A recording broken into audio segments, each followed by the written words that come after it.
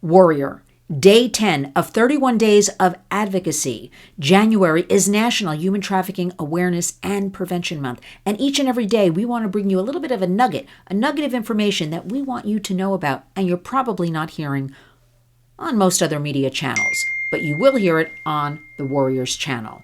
Now, let's talk about TikTok. Today, January 10th, Supreme Court hearing on whether TikTok should be banned in the United States. Let's get to some facts. The Supreme Court is weighing the issue over national security concerns. And since October 2024, 14 states have filed suit against TikTok alleging that TikTok is harming youth mental health by designing its platform to be addictive to kids. Well, I have to say, and I'm odd man out here, odd warrior out, I'll say, I have always maintained banning is not the answer. If you ban one platform, you really should be banning all of them, because every single platform contains CSAM, child sexual abuse material. And therefore, the argument against TikTok is a China-owned company. It is, the Supreme Court will be deciding, can we get somebody, it's owned by a company called ByteDance in China, and that is the national security threat.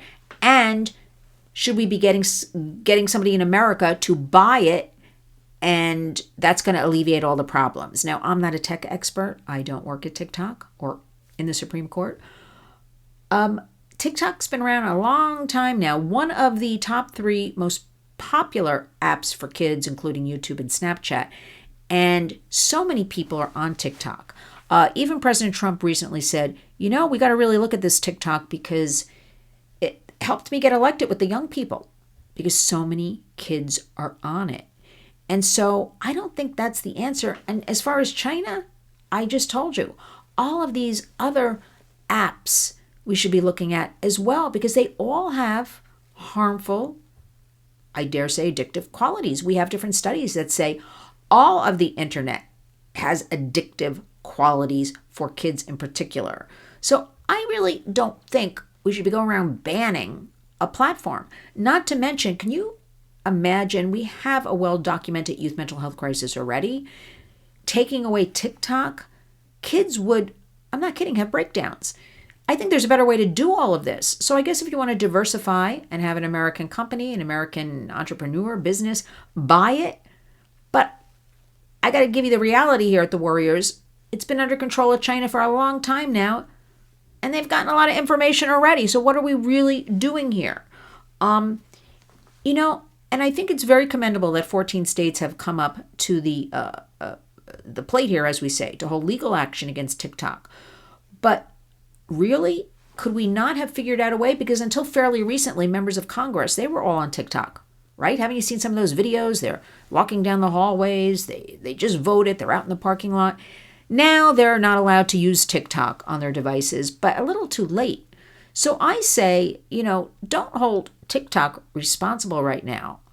I think hold all of big tech responsible about everything. How are we going to do that? Because the reality is the ball's in their court, because they are protected by Section 230 of the Communication Decency Act, 1996.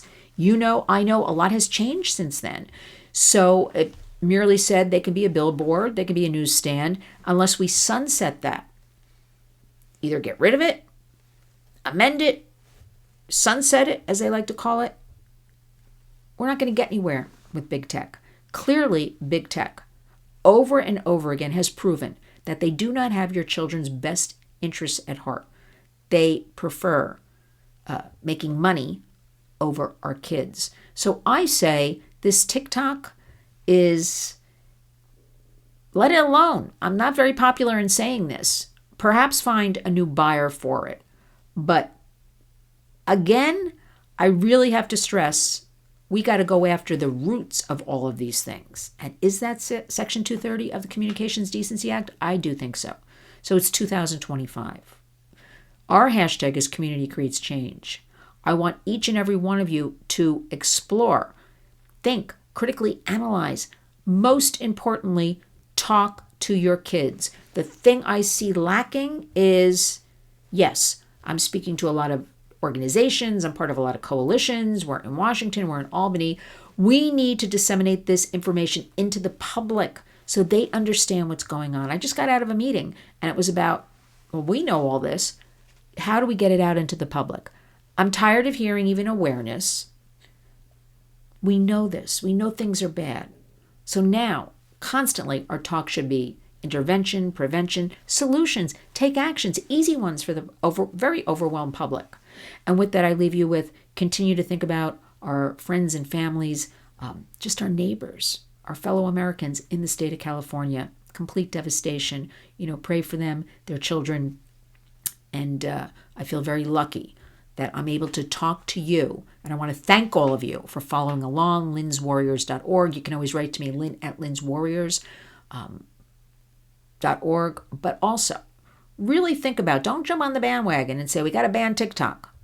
Really think about what this means. And I'm very interested in seeing what the Supreme Court, what kind of conclusion they'll come up with all of this. Because I think a lot of effort, a lot of money, a lot of media is put on banning TikTok when we should be talking about an overall solution to making the internet online safe for all of our children and you and me.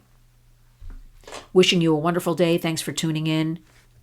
Remember, community does indeed create change. Now go out and be a warrior.